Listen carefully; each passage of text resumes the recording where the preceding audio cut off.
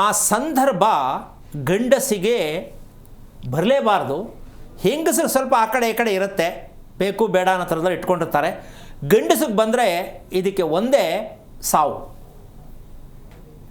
ಸಾಕಷ್ಟು ಇವಾಗ ಮಾಧ್ಯಮಗಳಲ್ಲಿ ಕೆಲವೊಂದು ವಿಷಯಗಳಲ್ಲಿ ನ್ಯೂಸ್ಗಳಲ್ಲಿ ಬರ್ತಾ ಇರ್ತಕ್ಕಂಥ ಲೆಕ್ಕ ನೋಡಿದ್ರೆ, ಹೆಂಡತಿಗೆ ಎದ್ರಿ ಗಂಡ ಆತ್ಮಹತ್ಯೆ, ಹೌದಲ್ಲ? ಹೆಂಡತಿಗೆ ಎದ್ರ ಗಂಡ ಆತ್ಮಹತ್ಯೆನಾ? ಹಿಂಗಿದು ಕತೆ. ಅವನಿಂದ ಗಂಡಸು ಹೆಂಗೆಂಗೋ ಮಾತಾಡ್ತೀವಿ ನಾವು, ಆದರೆ ಆ ಪರಿಸ್ಥಿತಿ ಅನುಭವಿಸೋರಿಗೆ ಗೊತ್ತು.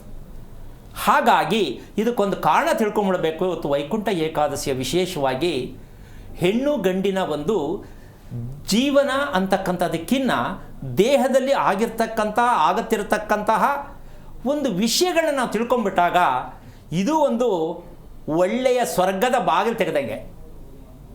ಯಾಕೆ ಅಂದರೆ ವೈಕುಂಠದಲ್ಲಿ ಇರ್ತಕ್ಕಂತಹ ಏಕಾದಶಿ ಅಂತ ನಾವೇನು ಸೇರಿಸ್ತೀವಿ, ಆ 11 ದ್ವಾರಗಳು, ಆ 11 ನಮ್ಮಲ್ಲಿರ್ತಕ್ಕಂಥ 5 ಪಂಚೇಂದ್ರಗಳು, 5 ಕರ್ಮೇಂದ್ರಗಳು, ಒಂದು ಮನಸ್ಸು.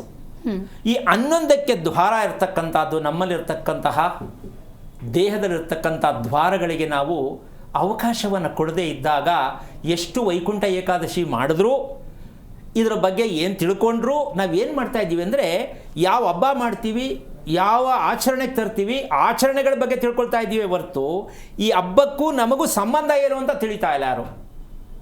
ಅರ್ಥ ಆಗ್ತಾ ಇದೆಯಾ? ವೈಕುಂಠ ಏಕಾದಶಿಯನ್ನು ಎಷ್ಟೊತ್ತಿಗೂ ದರ್ಶನ ಮಾಡಬೇಕು, ಯಾವ ಥರ ನಡ್ಕೋಬೇಕು, ಉಪವಾಸ ಯಾಕೆ ಮಾಡಬೇಕು, ಇದ್ರ ಮೇಲೆ ಟ್ರ್ಯಾಕ್ ಹೋಗುತ್ತೆ ಹೊರತು ಮನಸ್ಸಿಗೆ ಹತ್ತಿರವಾದದ್ದು ಹಬ್ಬ ಅಂತಕ್ಕಂಥ ಸತ್ಯವನ್ನು ನಾವು ತಿಳ್ಕೊಬೇಕಾಗಿರೋದು. ಯಾವುದೇ ಹಬ್ಬ ಆಚರಣೆ ಇರೋದು ಮನಸ್ಸನ್ನು ಶುದ್ಧಿ, ಮನಸ್ಸಿನ ಕೊಳೆ ತೆಗೀಲಿಕ್ಕೆ ಹೊರತು ನಿಮ್ಮ ಆಚರಣೆಗೆ ಹಬ್ಬ ಅಂತ ನಿಮ್ಮ ವೈಯಕ್ತಿಕವಾದ ವಿಷಯ ಅದು. ಇದು ನಾವು ಫೇಲ್ ಆಗ್ತಾ ಇರೋದು ಇಲ್ಲಿ. ದೇಹದ ಬಗ್ಗೆ ತಿಳ್ಕೊಳ್ತಕ್ಕಂಥದ್ದಕ್ಕೆ, ಮನಸ್ಸಿಗೆ ಇರ್ತಕ್ಕಂಥದ್ದಕ್ಕೆ ನಾವು ಸಂಬಂಧವನ್ನು ರೂಪಿಸ್ಕೋಬೇಕು. ದೇವಸ್ಥಾನಕ್ಕೆ ಹೋಗಿ ಬಂದ ತಕ್ಷಣ, ಪೂಜೆ ಮಾಡಿದ ತಕ್ಷಣ ನಮಗೇನೋ ಒಂದು ಆಗ್ಬಿಡುತ್ತೆ ಅಂತಕ್ಕಂಥದ್ದು ಇದೆಯಲ್ಲ, ಇದು ಒಂದು ಕಾಲ್ಪನಿಕವಾಗಿರ್ತಕ್ಕಂಥ ಒಂದು ಕ್ರಿಯೇಟಿವ್ ಹೇಳೋದು, ಇದು ಮಾಡಿದ್ರೆ, ಇದು ದರ್ಶನ ಮಾಡಿದ್ರೆ ಒಳ್ಳೆಯದಾಗತ್ತೆ ಅಂತಕ್ಕಂಥದ್ದು. ಆದರೆ ನಾವು ಯಾವುದು ಸರಿ ಯಾವುದು ತಪ್ಪು ಅನ್ನೋದಕ್ಕಿಂತ ನಾವು ಯಾವ್ದು ತಿಳ್ಕೋಬೇಕು ಅಂತಕ್ಕಂಥ ವಿಚಾರ. ಇವತ್ತು ಕೆಲವೊಂದು ವಿಷಯಗಳನ್ನ ಆಧಾರ ಸಹಿತ ಹೇಳ್ಕೊಡ್ತಕ್ಕಂಥ ವಿಷಯವನ್ನು ಹೇಳ್ತೀನಿ. ನಿಮ್ಮ ಮುಂದೆ ಇಟ್ಟಾಗ ನಿಮ್ಗೆ ಅದು ಅರ್ಥ ಆಗಬೇಕು, ಹೌದಲ್ವ, ಎಲ್ಲಿ ತೊಂದರೆ ಆಗ್ತಾ ಇದೆ.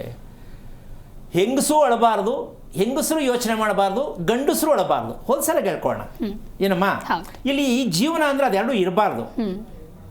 ಎಷ್ಟೋ ಜನ ಪಾಪ ದರ್ಶನ ಮಾಡ್ಕೊಂಡು ಬೆಳಗಿನ ಜಾವ ಹೋಗಿ ಬಂದು ಮನೆಗೆ ಬಂದ ತಕ್ಷಣ ಗಂಡ ಹೆಂಡತಿ ಜಗಳ ಮಾಡಿದ್ರೆ ವೈಕುಂಠ ದರ್ಶನ ಮಾಡಿದ ಏನು ಪ್ರಯೋಜನ ಆಯಿತು ಅಲ್ವಾ?